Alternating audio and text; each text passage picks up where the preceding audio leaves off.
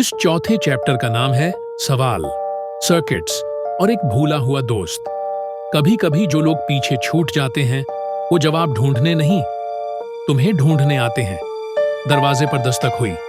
आरव ने सुना पर जवाब नहीं दिया। उसका ध्यान मीरा के ईईजी बैंड पर था। दिमागी सिग्नल्स को शांत और साफ करने की कोशिश कर रहा था। फिर एक और दस्तक और फिर एक आवाज, जानी पहचानी लेकिन अब थोड़ी अनजानी सी। आरव भाई, तू यहीं है क्या?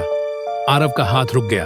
वो आवाज साहिल की थी, वही पुराना दोस्त जिसके साथ उसने सालों तक नाइट शिफ्ट की थी, कोडिंग की थी, सपने देखे थे और जिसे बिना कुछ कहे चुपचाप छोड़ आया था। आरव ने दरवाजा खोला। सामने साहिल खड़ा था, आंखों में सवालों का तूफान लिए। बिना बताए चला गया, कॉल नहीं, मैसेज नहीं, जॉब भी छोड़ दी। हुआ क्या है भाई? आरव हल्की मुस्कान लाया। अंदर आ। साहिल जैसे ही अंदर आया उसकी नजर पड़ी मीरा पर, छोटे से बिस्तर पर लेटी, पूरी तरह शांत, सिर पर सर्किट्स और वायर बंधे हुए। पास ही एक छोटा स्पीकर रखा था। वो हिली नहीं, बोली नहीं, पर उसकी आंखें बोल रही थीं। क्या हुआ है इसे? साहिल फुसफुसाया। आरव बैठ गया। टोटल पैरालिसिस है, वो कुछ भी नहीं कर सकती, ना चल सकती है ना बोल सकती है, बस सोच सकती है। साहिल की सांस अटक गई। और ये सब वायर, सर्किट्स? आरव ने धीरे से सिर की ओर इशारा किया।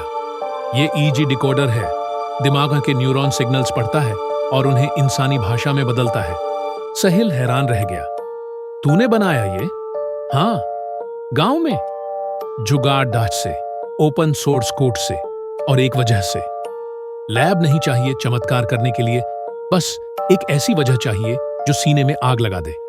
साहिल मशीन के चारों ओर चक्कर काट रहा था।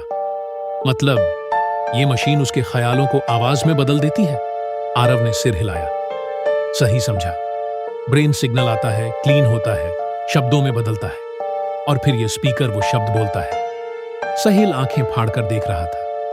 भाई, ये तो करोड़ों की चीज है और तू यहां गांव में ये सब कैसे? अभी आरव कुछ बोलने ही वाला था कि स्पीकर में खड़खड़ाहट हुई। फिर एक धीमी टूटी फूटी आवाज, आरव, कोई घर पे आया है क्या? साहिल जैसे पीछे हट गया।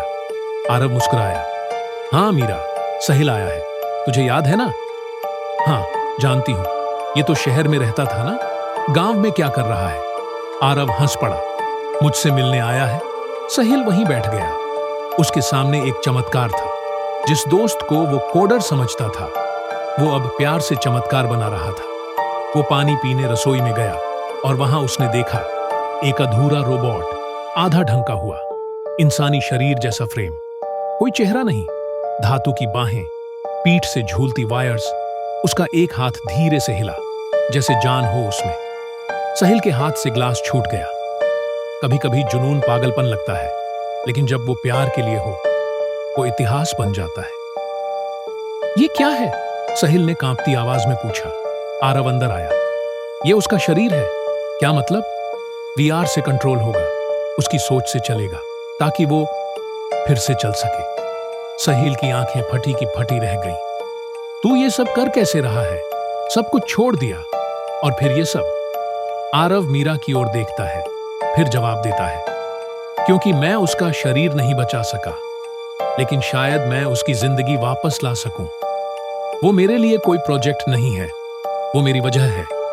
और तभी स्पीकर से फिर आवाज आई, मीरा की, शरारत से भरी।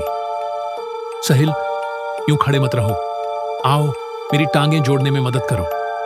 तीनों हंस पड़े, लेकिन हर एक के दिल में कहीं ना कहीं ये बात साफ थी, ये कहानी अभी खत्म नहीं हुई। ये तो बस शुरुआत थी, एक ऐसी मोहब्बत की जिसे अब दुनिया साइंस नहीं, जादू कहेगी।